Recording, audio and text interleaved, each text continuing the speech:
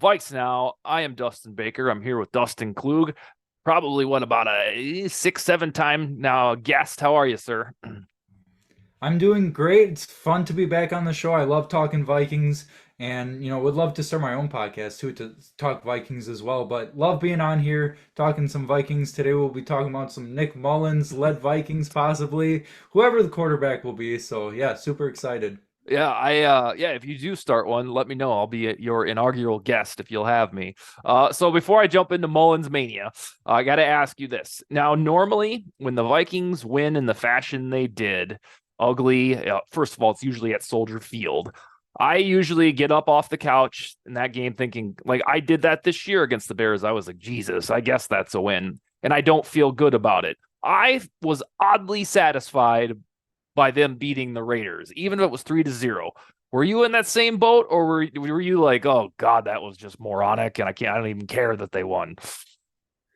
Yeah, it felt like it was Chicago, Chicago East or West over there. It was terrible. Like we did not have anything going for us. We had that field goal to basically win the game, and that's what it took, obviously. But I think our confidence really, if we had any confidence from that game, I think it's from the defense. Now they're like a top five unit per Mm-hmm. PFF, I want to say, and we in the beginning of the season just wanted the defense to be okay. We wanted to be Yeah. serviceable, middle of the pack, and I think Brian Flores has definitely gone above and beyond with that. And that's one thing that we can take away from that game is how good the defense was.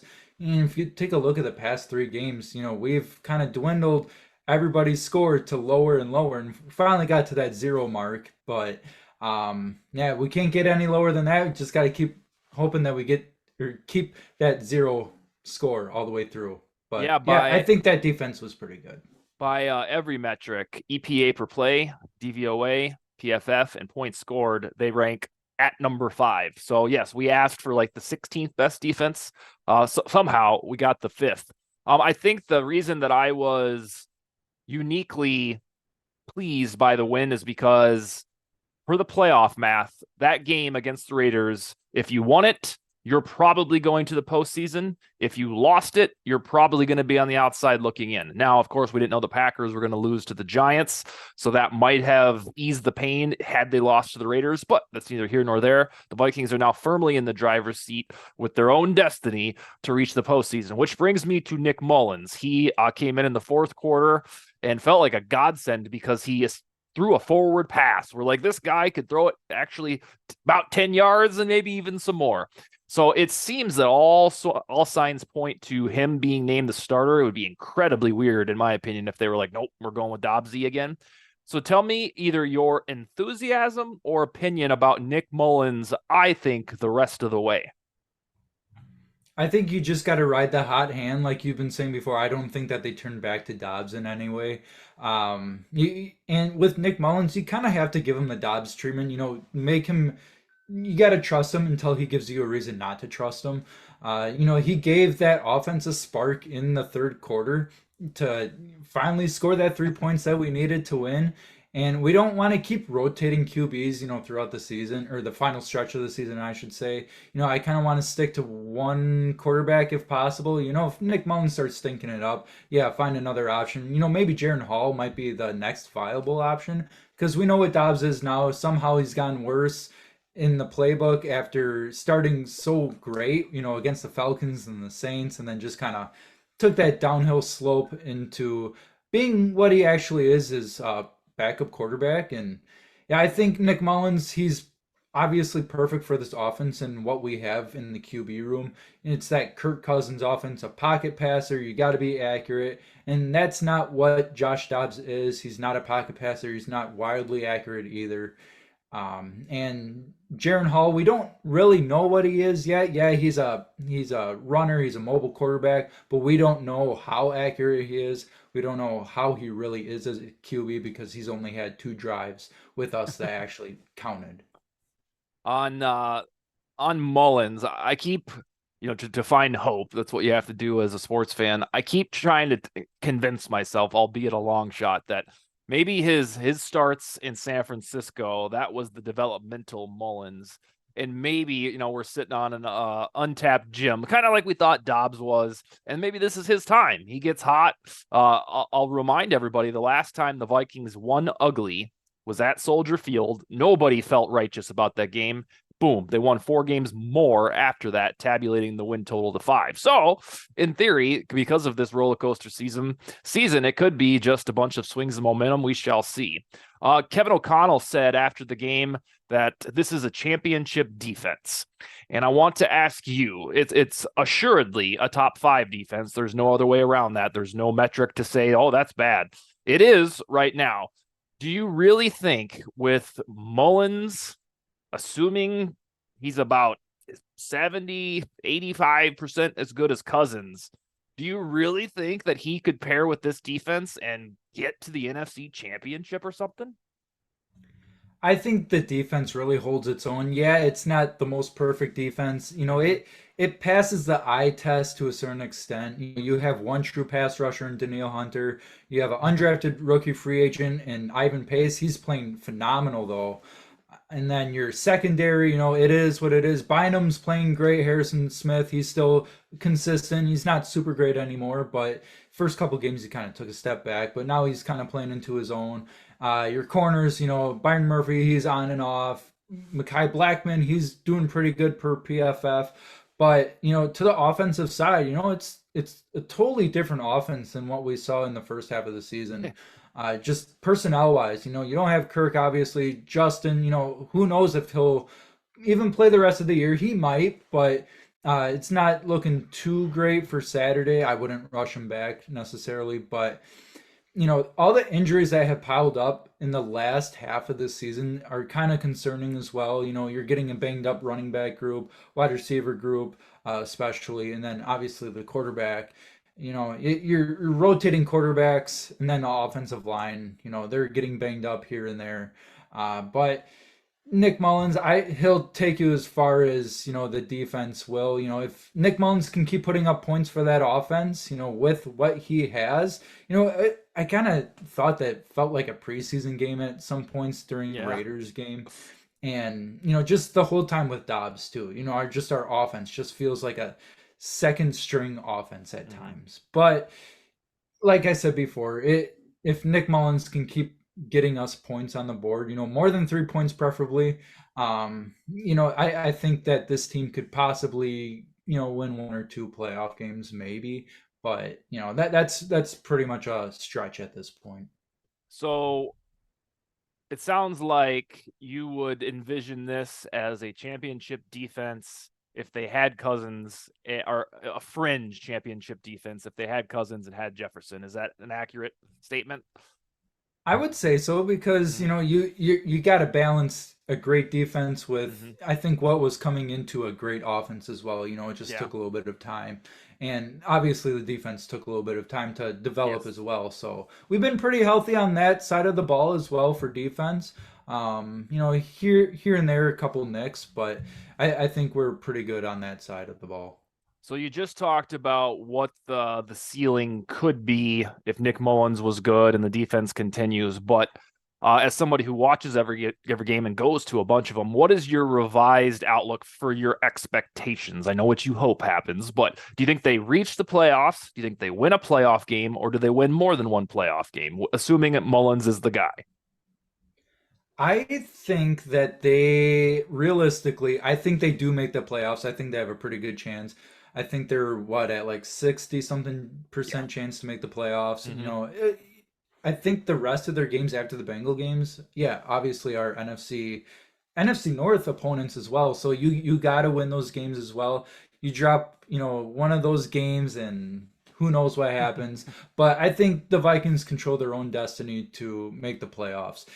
Will they make noise in the playoffs? We'll see. We'll see. I don't know how much film they have on Nick Mullens and this offense in general, but depending on if we get a home playoff game, I don't know how that all would shake up. But as of right now, I think we're on the road to Detroit if the playoffs started today. And, just the level of concern in that game, depending on how we play against the Lions and how healthy we are after those 2 games, I think will tell us a lot. But as of right now, I think it's possible to win a playoff game. But you got to stay healthy first of all. But other than that, I think that it's just capped at one playoff game. Okay. Yeah, that's kind of the expectation when you lose your franchise quarterback. We all like to point to the 2017 Eagles, but that's really the only time in modern history that something magnificent like that has happened with a backup quarterback. If the Vikings indeed end up playing the Lions in the postseason, they will play them 3 times in 20 days, if you can believe that or not. If the Vikings can stay within 2 games by Christmas Eve, then they can beat both Lions, beat the Lions in both games, and possibly win the NFC North. That would seem like a long shot, but I think it all kind of depends on how Nick Mullens gets going. If he and this brand of offense can put up 20 to 24 points a game, that might be enough for the rest of these 4 opponents. I have hope that let's say that happens, that the Mullens offense is good enough for 20 to 24 points per game. I think that they could score an upset in a playoff game over anybody but the 49ers. Whether it's going against the Lions, to me, the Eagles just look flawed. I know they have all the talent in the world on the roster, but there's something not right with them. And the Vikings are due to beat the Eagles, for the love of God. So the only matchup I don't want, and I don't think it will happen because the 49ers are cruising to a 1 seed, is round one, Vikings at 49ers. All right, we talked a lot about what the Vikings can do, what Nick Mullens, his ceiling. But they have this outside chance because the Lions have lost to the Packers and the Bears in the last 19 days. They can catch the Lions, especially if the Lions start acting like vintage Detroit, goofy, losing. Do you believe these Lions are fraudulent, kind of like we heard about the Vikings all last year? Yes and no. Like their defense, I think for sure is fraudulent. Mm-hmm. You look at Chicago; they've been putting up points on the Lions, on Sunday, and that offense, it does scare me at times. Jared Goff has had a really good season. I won't discredit him that. And their running back groups are pretty good as well. I think our defense has pretty much improved this season on our run defense, which is really nice to see. It's a whole 180 from last year. And yeah, to compare the Vikings to the Lions from last year, they both were fraudulent. I think that if they were to make the playoffs, depending on who they play, I think that they could very well be a first round exit. If they played the 49ers, if they played the Eagles, I think that if they played either one of those teams, I think that they will get blown out.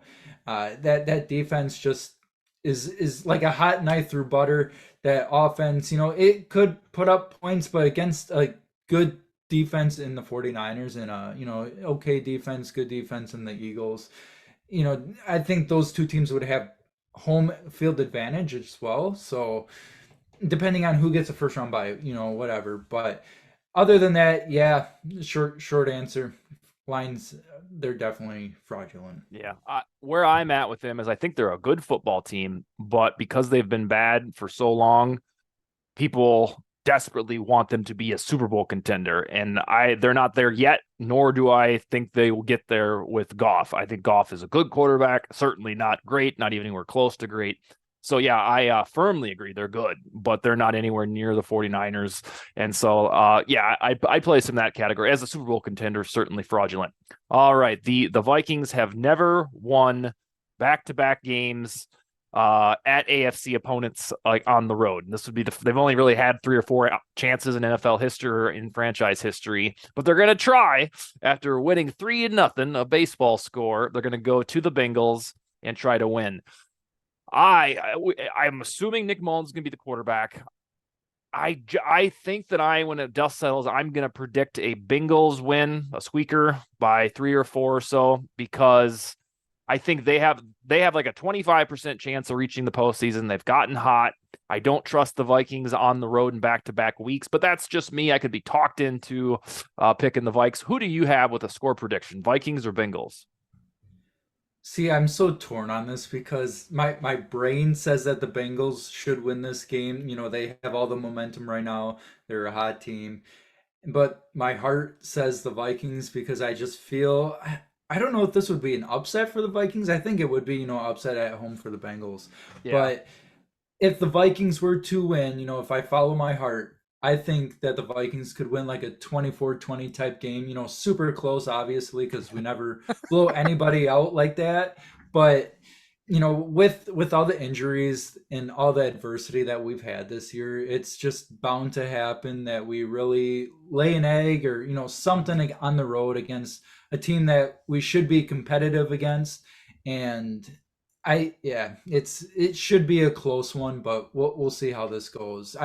Logic says that I think the Bengals should win this game. Yeah, the way this season has gone with the now what in the hell was that type of scenarios? This would be the game where Brian Flores, the defense comes back to earth and we're like, what's going on? But then the offense looks great. That would be the scenario that unfolds here.